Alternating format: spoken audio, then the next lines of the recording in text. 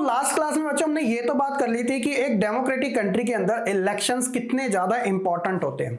अब आज की इस क्लास में हम मेन बात करने वाले हैं इंडिया के पॉइंट ऑफ व्यू से कि इंडिया के अंदर जो इलेक्शन कंडक्ट करवाए जाते हैं वो किस तरीके से होते हैं, यानी कि जो पूरा सिस्टम है वो किस तरीके से काम करता है। स्टेप बाय स्टेप सारे टॉपिक को हम समझने की कोशिश करेंगे। शुरू करते हैं आज की इस वीडियो को। My name is Shahrukh Saifi and welcome to the channel simplifying exam. So topic है बच्चों आज का हमारा, what is our system of elections. आइए जानते हैं एक एक करके। सबसे पहले देखिए क्रोनोलॉजिकल टर्म्स में हम इन्हें समझेंगे। पहली चीज आती है जनरल इलेक्शंस की। अब ये जनरल इलेक्शंस क्या होते हैं? Election are held in all constituencies at the same time either on the same day or within a few days, तो उसे हम जनरल इलेक्शन के नाम से जानते हैं। अब इंडिया में बेसिकली जो जनरल इलेक्शन होते हैं वो लोकसभा के भी होते हैं और लेजिस्लेटिव असेंबली, जिसे हम एमएलए वाले इलेक्शन भी कहते हैं, ये वाले भी कहे जाते हैं। जनरल इलेक्शन बेसिकली काफी इंपॉर्टेंट माने जाते हैं। आपको दोनों ही पॉइंट ऑफ व्यू से समझने की जरूरत है। देखिए जब इंडिया को इंडिपेंडेंट मिली थी ना, तो इंडिया ने 2 टियर की गवर्नमेंट को अडॉप्ट किया था, जिसके अंदर सेंट्रल और स्टेट लेवल की दोनों तरीके की जो गवर्नमेंट है वो रन की जाएगी। अब जो सेंट्रल लेवल की थी उसमें क्या होता है कि उसमें हमने लोकसभा के इलेक्शन को चूज किया था, और जो स्टेट लेवल की होती है तो उसने हमने लेजिस्लेटिव असेंबली के इलेक्शन को चूज किया था। अब बेसिकली इसमें होता क्या है जनरल इलेक्शन में, जब हम लोकसभा के इलेक्शन के लिए वोट करते हैं तो इसमें डायरेक्ट तरीके से वोट होते हैं। बेसिकली अगर कोई पर्सन वोट करता है लोकसभा के इलेक्शन में तो वो किसको वोट कर रहा है? एमपी को। जो भी जीतेगा कैंडिडेट वो क्या कहलाया जाएगा? एमपी। एमपी मतलब होता है मेंबर ऑफ पार्लियामेंट, और जो भी पार्टी जीते उस पार्टी के जीते हुए जितने भी एमपी है वो चूज करेंगे अपने एक लीडर को, जो कि होगा प्राइम मिनिस्टर। तो देश का एक ही प्राइम मिनिस्टर होगा। उसी तरीके से लेजिस्लेटिव असेंबली में क्या होता है कि अगर हम किसी को वोट करेंगे कैंडिडेट को, तो अगर वो जीतेगा तो उसका जो डेजिग्नेशन कहलाया जाएगा वो एमएलए कराया जाएगा। एमएलए मींस कि मेंबर ऑफ लेजिस्लेटिव असेंबली। तो ये जीते हुए जो भी एमएलए होंगे वो अपने एक लीडर को चूज करेंगे, जो कि होगा सीएम। तो इंडिया में जैसे प्रेजेंट टाइम में टोटल 28 स्टेट है, तो हर एक स्टेट का अपना अपना एक क्या होगा? सीएम कहलाया जाएगा। ठीक है। इसके अलावा आफ्टर सम टाइम इंडिया के अंदर 3 टियर की भी गवर्नमेंट को लाया गया था अमेंडमेंट 73 एंड 74 के अकॉर्डिंग, जिसके अंदर हमने लोकल लेवल की गवर्नमेंट को चूज किया था अर्बन और रूरल सेक्टर के अंदर। अब इसके अंदर भी डायरेक्ट तरीके से इलेक्शन कंडक्ट करवाए जाते हैं, जो कि लोकल बॉडी के इलेक्शन होते हैं। अगर मैं बात करूं अर्बन सेक्टर की, तो इसमें हम क्या करते हैं बेसिकली जो नगर पालिका होती है इसके अंदर अपने काउंसलर यानी जो पार्षद होता है उसे चूज करते हैं, और जीते हुए सभी जो भी पार्षद है काउंसलर है वो अपना एक मेयर को चूज करते हैं। तो ये तो हो गया बच्चों जनरल इलेक्शंस। और सबसे अच्छी बात है कि इन तीनों ही इलेक्शंस के अंदर जो टाइम पीरियड रहता है वो 5 ईयर का रखा गया, कॉमन है सभी के अंदर। क्लियर। इसके अलावा सेकंड है बाय इलेक्शन। अब बाय इलेक्शन क्या होते हैं? जनरल इलेक्शन का ही सब पार्ट है। देखिए अक्सर ऐसा आपको देखने को मिलता है कि अगर कोई कैंडिडेट जीत गया तो उसे 5 ईयर तक का टाइम मिलेगा, बट अनफॉर्चुनेटली ये भी देखा जाता है कि उस 5 ईयर के दौरान ही उस जो जीतो है, चाहे वो एमपी हो या फिर एमएलए हो या फिर काउंसलर हो, उसकी डेथ भी हो जाती है, जो काफी कॉमन सा है। तो ऐसी सिचुएशन में वो जो सीट हो जाती है वो खाली हो जाती है, तो वहां पे दोबारा से बाय इलेक्शन कंडक्ट करवाए जाते हैं। समटाइम ये भी देखना मिलता है कि कोई एक्स पार्टी का लीडर अपनी पार्टी को छोड़ के वाई पार्टी के अंदर ज्वाइन हो जाता है, तो वो सीट भी फिर से खाली हो जाती है। या कुछ ऐसी सिचुएशन होती है कि जिसके अंदर खुद जो लीडर होते हैं जीते हुए वो अपनी सीट को गिव अप कर देते हैं, यानी कि रेजिग्नेशन दे देता है। रीजन चाहे कुछ भी हो सकता है, तो वो बाय इलेक्शन होता है, यानी कि उस सीट के ऊपर दोबारा से इलेक्शन कंडक्ट करवाए जाएंगे। Sometime election in held only for a one constituency or a to to fill the vacancy caused by the death or resignation of a member. तो ये चीज हो गई, और ये तीनों के अंदर देखने को मिलता है, चाहे वो लोकसभा के इलेक्शन हो या फिर लेजिस्लेटिव असेंबली के या फिर लोकल बॉडी के इलेक्शन। ठीक है। थर्ड है हमारा बच्चों इलेक्टोरल कॉन्स्टिट्यूएंसी। अब इलेक्टोरल कॉन्स्टिट्यूएंसी को आप अपने स्कूल के पॉइंट ऑफ व्यू से समझ सकते हो। फॉर एग्जांपल स्कूल में जैसे एक टीचर पे 35 स्टूडेंट्स या फिर 40 स्टूडेंट्स का रेशियो रखा गया, तो इलेक्टोरल कॉन्स्टिट्यूएंसी में भी कुछ ऐसे ही हमें देखने को मिलता है। The country is divided into different area based on population for the purpose of election which are called electoral constituency. तो देखा जाए अगर हम लोकसभा इलेक्शंस की बात करें जिसके अंदर हम एमपी को चूज करते हैं मेंबर ऑफ पार्लियामेंट, और यही मेंबर ऑफ पार्लियामेंट अपना एक लीडर चूज करते हैं जीते हुए, जो कि देश का प्राइम मिनिस्टर होता है। The country is divided into 543 constituency. ये सारा बेस्ड होता है बच्चों हमारी पॉपुलेशन के बिहाफ पर। जैसे आज के समय में 140 करोड़ से ज्यादा की पॉपुलेशन इंडिया के अंदर एग्जिस्ट कर रही है। Similarly each state is divided into a specific number of assembly constituency. और स्टेट्स जैसे प्रेजेंट टाइम में टोटल 28 स्टेट है, तो हर एक स्टेट्स के अंदर भी क्या होगा, जो असेंबली कॉन्स्टिट्यूंसी है वो क्या होगी, डिवाइडेड की जाएगी on the behalf of population. तो हर एक स्टेट्स की अलग है, लेकिन ऑल ओवर इंडिया की जो टोटल कॉन्स्टिट्यूंसी है वो 543 रखी गई है। सारा क्राइटेरिया पॉपुलेशन के बिहाफ पर ही होता है। We read about the people of Haryana electing 90 MLA। जैसे कि मैंने आपको फर्स्ट पार्ट में केस स्टडी बताई थी असेंबली इलेक्शन की, तो मैंने आपको रिजल्ट बताया था हरियाणा के अंदर टोटल 90 सीट रखी गई है, यानी कि 90 MLA को हम चूज कर सकते हैं हरियाणा के अंदर। तो did every person in Haryana vote for all the 90 MLA? तो ऐसा पॉसिबल नहीं है। हमारा जो वोट डालने का क्राइटेरिया है वो क्या है, 1 पर्सन 1 वोट। और यही सारे वोट जो आएंगे कॉन्स्टिट्यूंसी के बिहाफ पर जो सबसे ज्यादा लीडर को मिलेंगे उसे वहां की जो सीट है वो प्रोवाइड करवा दी जाएगी।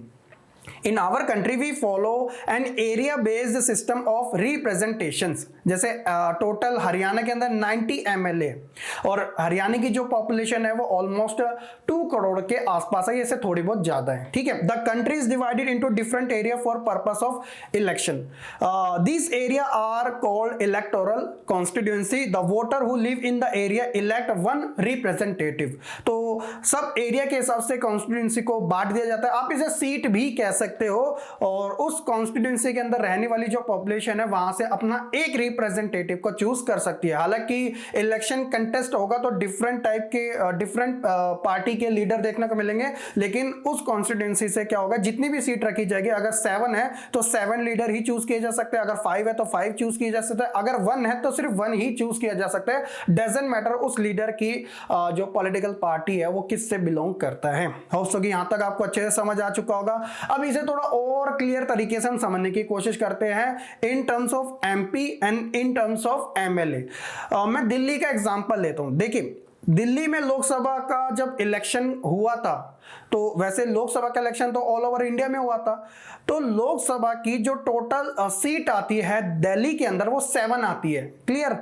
अब क्या हुआ था कि जब 2019 में लोकसभा का इलेक्शन हुआ तो दिल्ली में जो बीजेपी है उसने सारी की सारी यानी कि 7 की 7 सीट्स को आराम से जीत लिया था। यहां तक क्लियर है।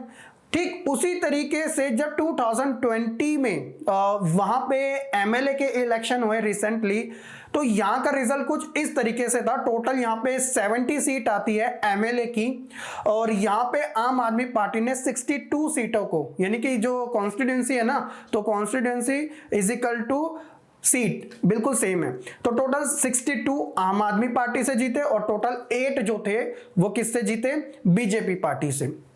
तो ये वाले के अंदर हम चीफ मिनिस्टर को चूज करेंगे, और इस वाले में हम क्या करेंगे, MP यानी कि जो 7 MP है ये पार्ट बनेंगे, और यही सारे पूरे कंट्री के जितने भी MP है वो सब मिलकर एक अपना लीडर चूज करेंगे जो कि होगा prime minister.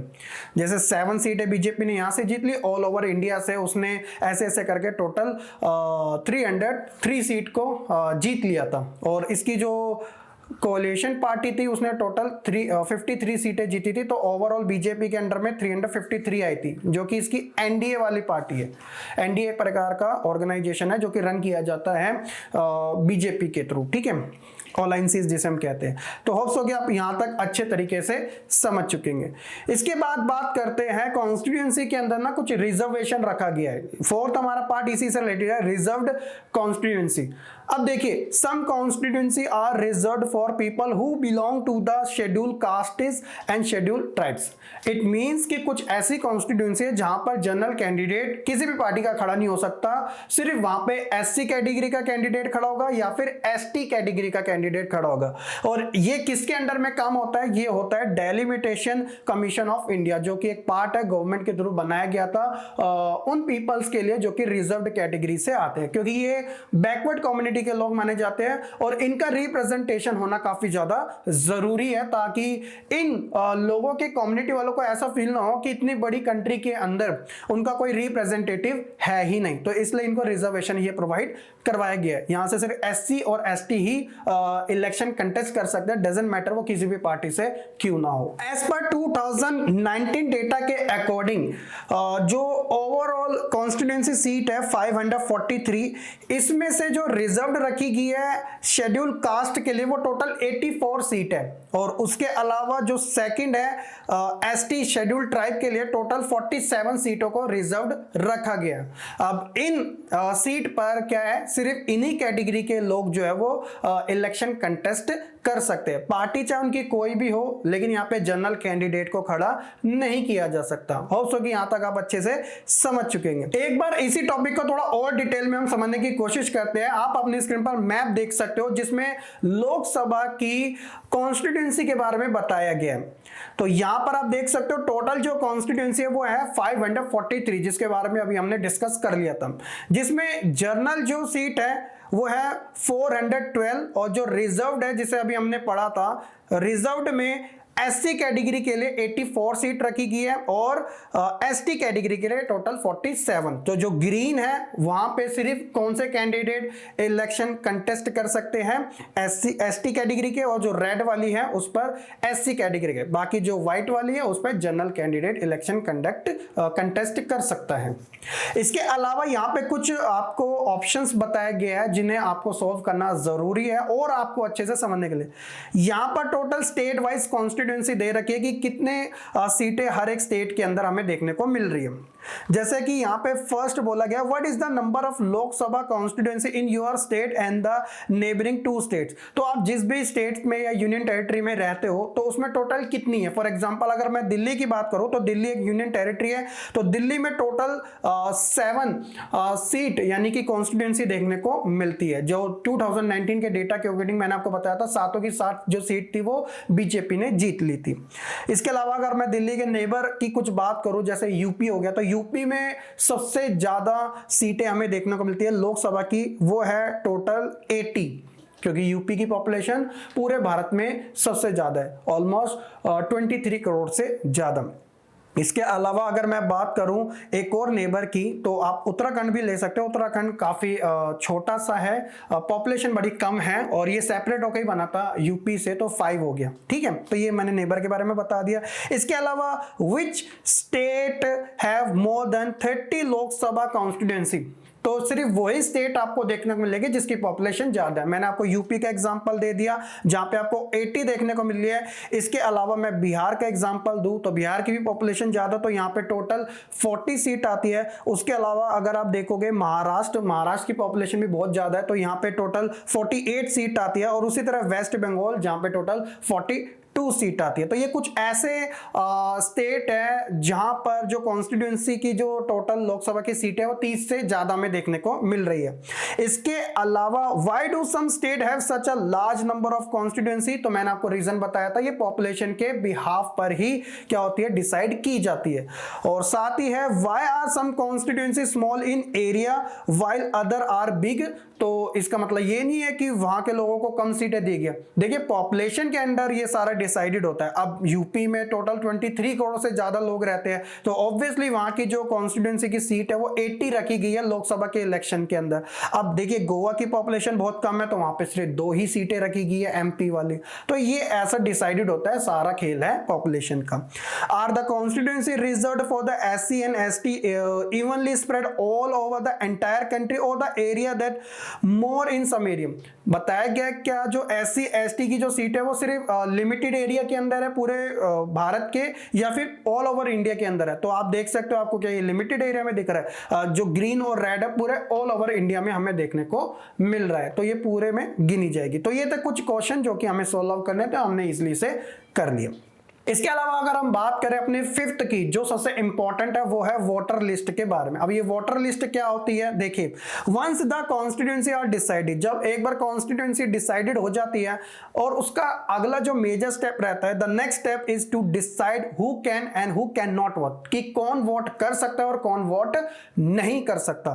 This decision can not be left to anyone till the last date, और ये जो डिसीजन होता है उसे इलेक्शन वाले डे पे नहीं रखा जाता, उससे पहले ही सारा डिसाइड कर देना पड़ता है। In democratic election the list of those who are eligible to vote is prepared much before the election and given to everyone.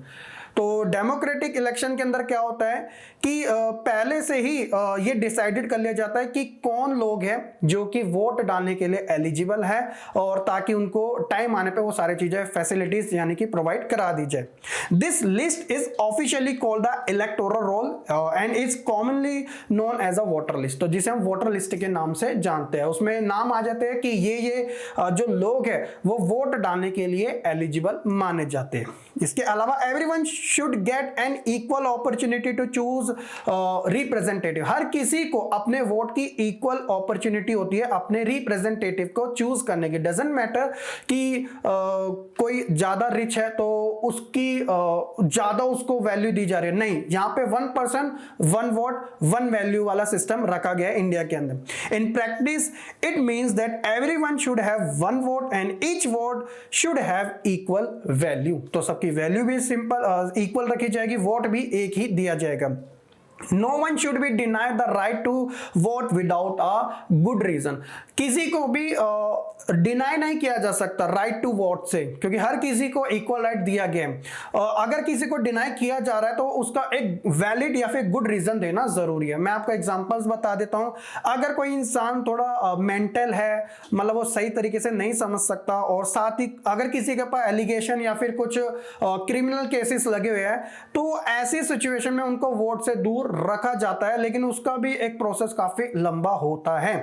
तो कहा जा सकता है कि सभी को वोट डालने का राइट मिला हुआ है, लेकिन उसकी कुछ कंडीशन है, वो भी हम बात कर लेंगे।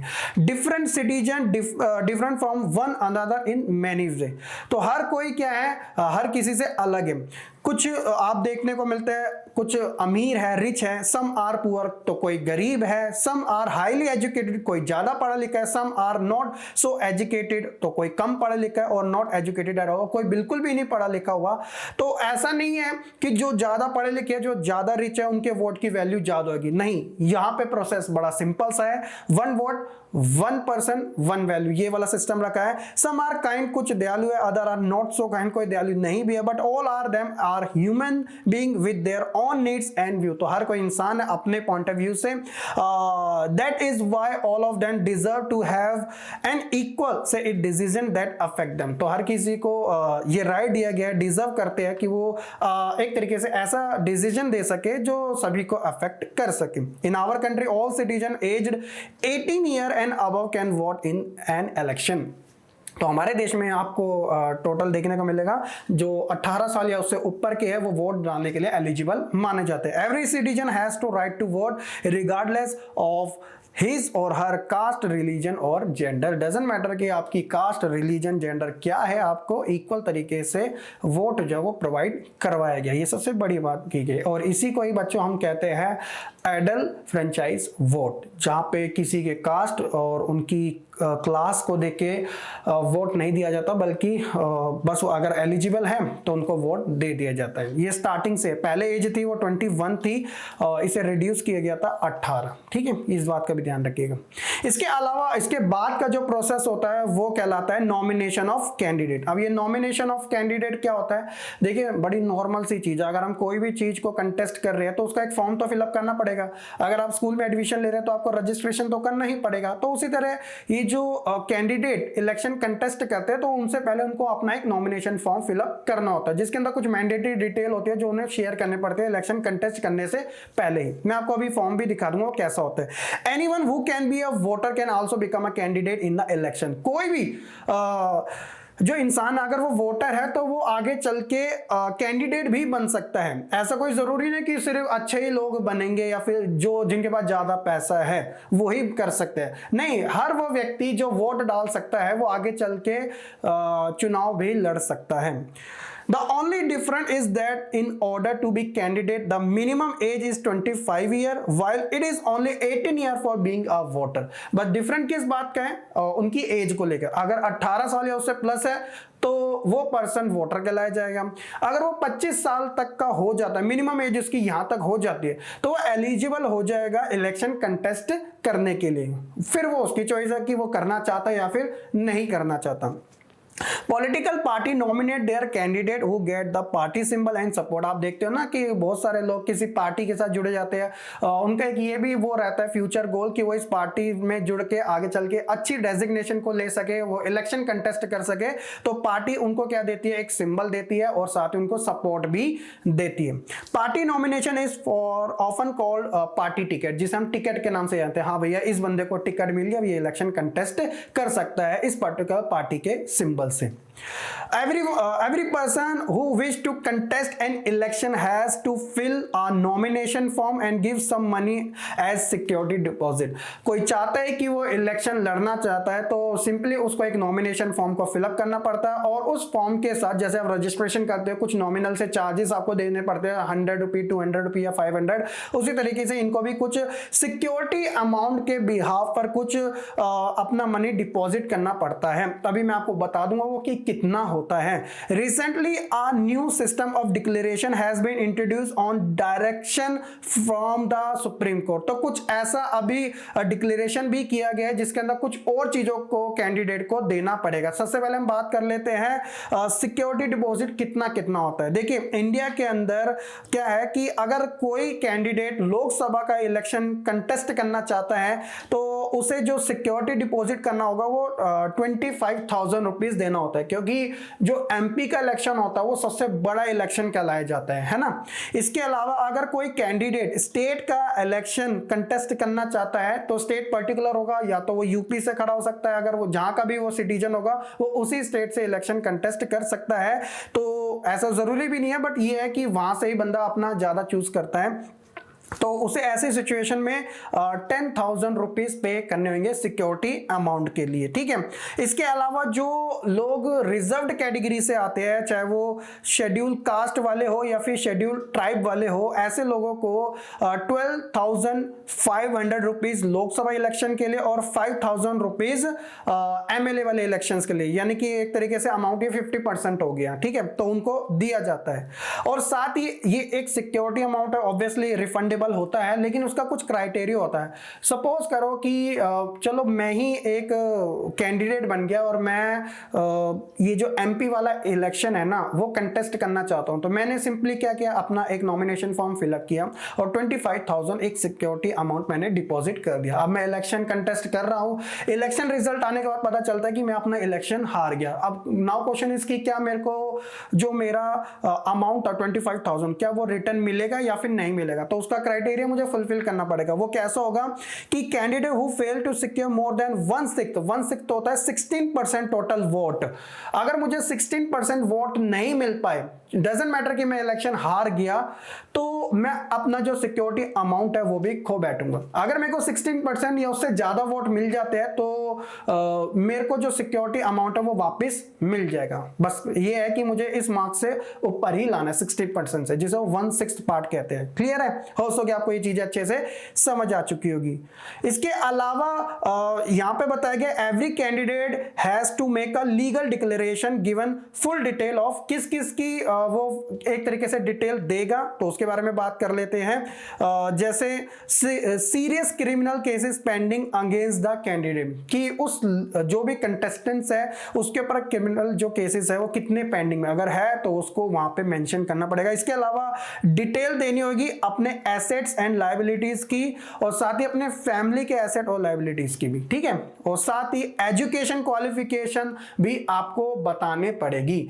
बट इंडिया के अंदर अगर कोई अनएजुकेटेड है वो भी इलेक्शन कंटेस्ट कर सकता है, क्योंकि यहाँ पे उन्होंने ये रखा था अपना पॉइंट कि डजंट मैटर कि कोई कैंडिडेट पढ़ा लिखा है या फिर नहीं है, वो लोगों के कितना काम आ रहा है, वो कितने अच्छे तरीके से उस काम को कर पा रहा है, वो उसके लिए ज्यादा मैटर करता है, ना कि एजुकेशन। हालांकि इसके अपने अपने फेवर में और अगेंस्ट में लोग आर्गुमेंट करते रहते हैं, लेकिन यहां पर ऐसा है कि जो पढ़ा लिखा नहीं है वो भी इलेक्शन कंटेस्ट कर सकता है। होप्स होगी यहां तक आपको चीजें क्लियर होगी। और ये है बच्चों नॉमिनेशन का फॉर्म, जो कि कुछ ऐसा देखने को मिलता है, बड़ा सिंपल सा ही होता है, ऐसा कोई ज्यादा वो नहीं। आप अपना रजिस्ट्रेशन करते हो तो जो इलेक्शन कंटेस्ट करता है तो वो अपना नॉमिनेशन फॉर्म कुछ ऐसे फिलअप कर सकते हैं। इसके अलावा बच्चों यहां तक होप्स होगी जितना भी हमने कंटेंट को कवर किया वो आपको अच्छे से समझ आ चुका होगा। तो आपके एनसीईआरटी बुक में बताया गया कि यहाँ पर आप अपनी प्रोग्रेस को चेकआउट कर सकते हैं, जो जो आपने अभी तक कवर किया गया। फॉर एग्जाम्पल आपको कुछ फीचर्स बताए गए हैं, उनको बस एक तरीके से कनेक्ट करना है। तो यहाँ मैच द फॉलोइंग में जैसे अभी हमने बात करी थी यूनिवर्सल अडल्ट फ्रेंचाइजीज के बारे में, तो इसका मतलब होता है कि हर वो पर्सन जो 18 साल या उससे ज्यादा का हो चुका है तो वो वोट करने के लायक है, ये क्राइटेरिया है। उसके अलावा representation of the weaker section, तो वीकर सेक्शन में हमने बात करी थी किसके में, रिजर्वेशन की, कौन कौन से, एससी और एसटी के लिए। इसके अलावा ओपन पॉलिटिकल कंपटीशन का मतलब होता है कि anyone can form a party और कंटेस्ट इलेक्शन, तो हर कोई इंसान जो है वो अपनी पार्टी बना सकता है और इलेक्शन को कंटेस्ट कर सकता है। और यहाँ पर है वन वोट वन वैल्यू, तो ईच कॉन्स्टिट्यूएंसी हैव रफली द सेम पॉपुलेशन, तो हर एक कॉन्स्टिट्यूएंसी के अंदर हमें ये देखने को मिलता है कि जो भी लोग हैं कहीं ज्यादा तो कम है, तो लेकिन सबकी जो वोट की वैल्यू है वो क्या रहेगी, एक ही रहेगी और बिल्कुल सेम रहेगी। ठीक है, तो ये इसका मैंने आपको आंसर बता दिया, उसको आपको ये काफी इजीली समझ आ चुका होगा। नेक्स्ट है इलेक्शन कैंपेन, ये काफी ज्यादा इंपॉर्टेंट होता है किसी भी पॉलिटिकल पार्टी के लिए या फिर कंटेस्टेंट्स के लिए। अब इसमें क्या होता है, basically the campaigning take place for a 2-week period between the announcement of the final list of candidate and the date of polling. देखिए वैसे तो ये पॉलिटिकल पार्टी अपना जो कैंपेन है इनको 5 ईयर तक का टाइम मिलता है, इन 5 ईयर में छोटा छोटा करते रहते हैं बीच बीच में, है ना। लेकिन जब बात आती है फाइनल लिस्ट की कि हाँ अब न्यू इलेक्शन कंडक्ट करवाए जा रहे हैं, क्योंकि 5 ईयर ऑलमोस्ट कंप्लीट हो गए हैं, तो अब क्या होता है कि लास्ट 2 से 3 वीक्स में क्या होता है कि ज्यादा कैंपेनिंग की जाती है, ताकि जो वोटर है उनको दोबारा से इन्फ्लुएंस किया जा सके, और उनका अगर माइंड है किसी दूसरी पार्टी को देने में, तो वो अपनी इस पॉलिटिकल कैंपेनिंग के थ्रू उनका माइंड डाइवर्ट करके अपनी ओर भी ले लेते हैं, और इनका फायदा पॉलिटिकल पार्टी को बहुत मिलता है। बस फर्क सिर्फ इतना है कि वो कैंपेनिंग किस तरीके से रन किया जा रहा है, क्या वो लोगों को इन्फ्लुएंस कर भी रहा है या फिर नहीं कर रहा, ये काफी मैटर करता है। During this period the candidate contact their voters, तो ऐसे टाइम में जो कैंडिडेट होते हैं अपने वोटर से क्या करते हैं, कॉन्टेक्ट करते हैं। Political leader address election meeting and political party mobilize their supporters, तो हर एक तरीके से छोटे और बड़े से बड़े लेवल पे हमें कैंपेनिंग देखने को मिलती है, और इसका जो रिजल्ट है प्रीवियस ईयर्स में हमें देखने को भी मिला है। मैं आपको एग्जांपल के थ्रू बताता हूं, जैसे इलेक्शन कैंपेन कैसे कैसे सक्सेसफुल भी रहे हैं। ये इंदिरा गांधी है जिन्होंने 1971 के लोकसभा इलेक्शन में एक स्लोगन दिया था, जो तक गरीबी हटाओ, रिमूव पॉवर्टी। इसका इनको बहुत ज्यादा फायदा हुआ था, यानी कि वन साइडेड 1971 का इलेक्शन जो थे इन्होंने अपने पॉलिटिकल कैंपेनिंग की वजह से जीत भी लिया था। इसके अलावा अगर हम बात करें जनता पार्टी की, ये फर्स्ट ऐसी डेमोक्रेटिक पार्टी थी जो कि आफ्टर कांग्रेस बनी थी, यानी कि नॉन कांग्रेस फर्स्ट पार्टी थी 1977 में, क्योंकि 1975 में इमरजेंसी लगी थी कंट्री के अंदर जो इंदिरा गांधी ने लगाई थी, और लोग इससे काफी ज्यादा खुश नहीं थे, जिस वजह से इन्होंने कोई सेकंड ऑप्शन चूज किया था, और ऐसा पॉलिटिकल कैंपेनिंग जनता पार्टी के लीडरों ने चलाया था, किसके लीडरशिप में, जयप्रकाश नारायण के। ठीक है, तो और ये जीत भी गए थे। इसके अलावा उसी तरीके से लेफ्ट फ्रंट ने एक स्लोगन यूज किया था वेस्ट बंगाल में, लैंड टू द टिलर, तो ये स्लोगन जो था वो वेस्ट बंगाल में काफी पॉपुलर भी रहा था, जिस वजह से इनको एक तरीके से सक्सेस मिली थी। उसी तरीके से तेलुगु देशम पार्टी जो कि आंध्र प्रदेश की पार्टी है, तो वहां के एक लीडर थे एनटी रामाराव, इन्होंने भी एक स्लोगन दिया था, protect the self respect of Telugu, तो ये भी काफी फेमस रहा था और इन्होंने भी अपना इलेक्शन जीता था। तो ये कुछ इंपॉर्टेंट चीजें हैं जो किसी भी पॉलिटिकल पार्टी के लिए इलेक्शन कैंपेनिंग के टाइम में काफी हद तक हेल्प भी करती है। फॉर एग्जांपल एक और ले लेते हैं, 2014 में जब प्रधानमंत्री नरेंद्र मोदी जी अपना फर्स्ट प्राइम मिनिस्टर का इलेक्शन कंटेस्ट कर रहे थे, तो उनकी पार्टी और उन्होंने बड़े ही जोर शोर से सबका साथ सबका विकास ये जो स्लोगन था वो दिया था, जो काफी फेमस भी हुआ था, वो आज तक फेमस है, जिसकी वजह से उन्हें 2014 के इलेक्शन में वन साइडेड विक्ट्री मिली थी और 2019 में भी उन्हें विक्ट्री मिली थी। और नाउ क्वेश्चन इसकी 2024 के जब लोकसभा इलेक्शन होंगे कि कौन सी पार्टी वहां पे जीतेगी। आपकी क्या राय है कमेंट सेक्शन में भी बता सकते हैं। इसके अलावा कुछ ना रूल एंड रेगुलेशन होते हैं, क्योंकि डेमोक्रेसी में रूल एंड रेगुलेशन ना हो ऐसा हो नहीं सकता। तो जो इलेक्शन कमीशन ऑफ इंडिया है वो ही इन सारी चीजों को क्या कहता है, डिसाइडेड करता है, क्योंकि वो एक इंडिपेंडेंट बॉडी है। According to our law, election law, no party और कैंडिडेट कैन, कुछ चीजें हैं जो रिस्ट्रिक्टेड है, जो नहीं कर सकता, वो है use government resources for election campaign, यानी कि जो गवर्नमेंट के रिसोर्सेज है, क्योंकि इनका खर्चा गवर्नमेंट दे रही है, तो वो अपने इलेक्शन कैंपेन में इनका यूज नहीं कर सकता कोई, ना ही पार्टी और ना ही कैंडिडेट। इसके अलावा जो ब्राइब होती है और जो थ्रेट होता है वो भी नहीं कर सकता, यानी कि रिश्वत लेना, पैसे ले लेना कि यार हमारी पार्टी को वोट कर दो, या फिर अपने ही वोटरों को डरा दो, धमका दो, अगर आपने मुझे हरा दिया तो मैं आपका ऐसे ऐसे कर सकता हूं, तो ये बिल्कुल भी पॉसिबल नहीं है। या फिर आप कह सकते हो कि इनकी आजादी नहीं दी गई है करने की। और इसके अलावा appeal to them in the name of caste और रिलीजन, लोग होते हैं ना बहुत सारे कंटेस्टेंट या पार्टी धर्म के नाम पे, जाति के नाम पे वोट मांगती है, तो ये भी चीजें करने की इजाजत जो है वो इलेक्शन लॉ के अकॉर्डिंग नहीं मिलती है। Spend more than 25 lakh in a constituency for a Lok Sabha election, तो कोई भी पॉलिटिकल पार्टी 25 लाख से ज्यादा खर्च नहीं कर सकती है लोकसभा इलेक्शंस के अंदर। और उसी तरह जो स्टेट असेंबली के इलेक्शन है उसमें 10 लाख से ज्यादा खर्च नहीं कर सकती। लेकिन ये सारी चीजें रिटर्न में ज्यादा अच्छी है, प्रैक्टिकली देखा जाए तो इससे बहुत ज्यादा खर्च हो जाते हैं, तो इसलिए बहुत ज्यादा डिफरेंट है। इसके अलावा इलेक्शन कमीशन अपना एक मॉडल कोड ऑफ कंडक्ट भी निकालती है, जिसमें जो इलेक्शन कैंपेनिंग होता है ना वो साफ सुथरा होना चाहिए, यानी कि ऐसी चीजें जो रिस्ट्रिक्टेड है, जो नहीं यूज की जा सकती। For example use any place of worship for election propaganda, political party contestant अपने प्रोपेगेंडा को अच्छे तरीके से रन करने के लिए बहुत सारे ऐसे प्लेसेस को चूज करते हैं पूजा पाठ के लिए, जो कि अपनी ऑडियंस को, अपने वोटर को इन्फ्लुएंस कर सके और उनका वोट ले सके, तो ये चीजें वो मना करता है। इसके अलावा use government vehicle, aircraft and official for elections, यानी इलेक्शंस के लिए गवर्नमेंट के व्हीकल हो, एयरक्राफ्ट हो, उनका यूज करना ये भी सही चीज नहीं है, मॉडल कोड ऑफ कंडक्ट के खिलाफ है, यानी कि रूल को ब्रेक किया जा रहा है। और उसी तरह वंस इलेक्शन आर अनाउंस, यानी कि जब एक बार इलेक्शन की डेट अनाउंस हो जाती है, मिनिस्टर्स जो होते हैं शैल नॉट ले foundation stone of any project, तो अब वो कोई भी प्रोजेक्ट नहीं कर सकते, क्योंकि अब मॉडल कोड ऑफ कंडक्ट क्या हो गया, इंप्लीमेंट कर दिया गया है। Take any big policies decision or make any promises of providing public facility, ये सारी चीजें क्या हो जाती है, फ्रीज कर दी जाती है, यानी कि उसे अब लागू या इंप्लीमेंट नहीं किया जा सकता इस मॉडल कोड ऑफ कंडक्ट के अकॉर्डिंग। तो ये सारी चीजें होप्स हो कि आप अच्छे से समझ चुकेंगे। उसी तरीके से 8th हम बात करते हैं polling and counting of votes. ये सबसे आप कह सकते हो एंड का प्रोसेस चल रहा है, क्योंकि इतना सारा कैंपेनिंग हो चुकी है। अब फाइनल डे है इलेक्शन डे का, जिस दिन डिसाइड होगा कि कौन सी पार्टी और कौन सा कंटेस्टेंट जीत रहा है या फिर हार रहा है। The final stage of an election is the day when the voter cast और पोल देयर वोट, तो ये वो दिन होता है जिस दिन जो वोटर होते हैं अपना वोट डाल के आते हैं। The day is usually called the election day, और इस दिन को हम इलेक्शन डे कहते हैं, यानी कि एक तरीके से ये फेस्टिवल भी होता है डेमोक्रेसी का, ये भी आप कह सकते हो। Every person whose name is on the voter list, हर वो व्यक्ति जिसका नाम वोटर लिस्ट में आया है, can go to nearby polling booth, तो वो पोलिंग बूथ के पास जाके वहां पे वोट डाल सकता है, जो कि सिचुएटेड होते हैं यूजुअली या फिर कोई लोकल स्कूल होगा या फिर कोई गवर्नमेंट ऑफिस होगा। आप भी, आपके मम्मी पापा भी वोट डालते हैं, या फिर किसी स्कूल में या फिर किसी गवर्नमेंट ऑफिस के अंदर वो वोट कंडक्ट करवाए जाते हैं। इसे हम पोलिंग बूथ का नाम देते हैं। एक पर्ची, एक स्लिप आती है आपके घर पे, अगर नहीं आई है तो आपको वहां पर भी मिल जाती है, जो वॉलंटियर होते हैं वो आपको प्रोवाइड करवा देते हैं।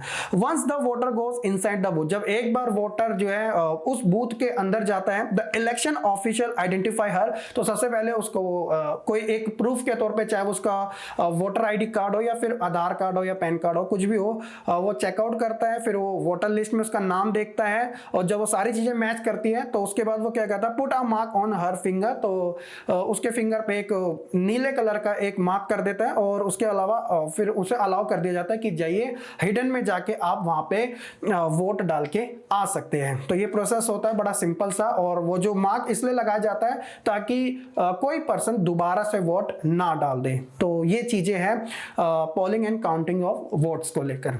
अब सवाल यहां पर आता है कि वो वोट कैसे डालता है। तो इंडिया के अंदर बेसिकली अभी 2 टाइप से वोट अलाउ किए गए, एक होता है बैलेट पेपर के थ्रू और दूसरा होता है ईवीएम के थ्रू। तो ईवीएम जो है वो हाईली है, यानी कि ज्यादा इसका यूज किया जा सकता है, लेकिन एज वेल एज हम बैलेट पेपर का भी यूज करते हैं। अभी दोनों में डिफरेंट क्या है हमें देखने को मिलता है। देखिए, जो बैलेट पेपर होता है ना बच्चों, इसमें एक तरीके से जो वोटर है वो जो भी जो कंटेस्टेंट्स है किसी भी पार्टी के, उनके नाम लिखे होते हैं, उनका सिंबल लिखा होता है। फॉर एग्जाम्पल अगर मुझे बीजेपी को वोट देना है या कांग्रेस को वोट देना है, तो मैं उस कंटेस्टेंट्स का नाम देखूंगा, उसके सामने उसकी पॉलिटिकल पार्टी देखूंगा, तो उसके आगे जो है ना स्टैंप लगा दूंगा या फिर टिक कर दूंगा कि मैंने इस पर्सन को वोट दिया। तो ये हो गया बैलेट पेपर।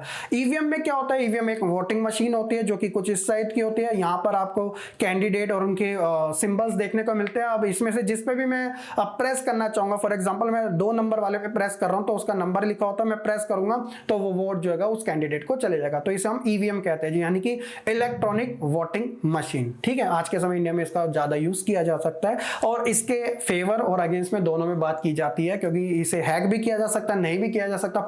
जो पॉलिटिकल पार्टी होती है वो एक दूसरे के ऊपर एलिगेशन भी लगाई जाती है इसको बैन करने की, और कोई बोलता है ये सही है नहीं है, ये अपने अपने सबके अपने पॉइंट ऑफ व्यू कहे जाते हैं। ठीक है, तो बेसिकली अभी ये सारी चीजें होती है।